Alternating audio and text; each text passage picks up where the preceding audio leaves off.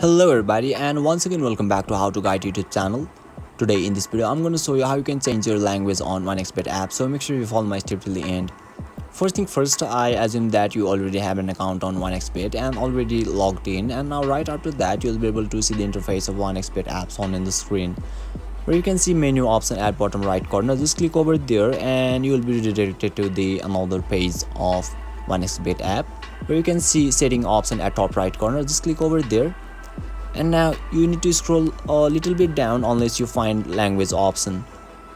Now once you click on it, you'll be able to see lots of language. You can select any of the language that you want and you'll be able to change it successfully. So basically this is how you can change language on OneXpert app, and if you still encounter any issue during this process, feel free to leave a comment and I'll be happy to assist you. If you found this video helpful, please give it a thumbs up, and if you are new to this channel, make sure to hit the subscribe button and set the bell icon to on so that you can stay updated with our latest content. Thank you for watching, and I'll see you next time.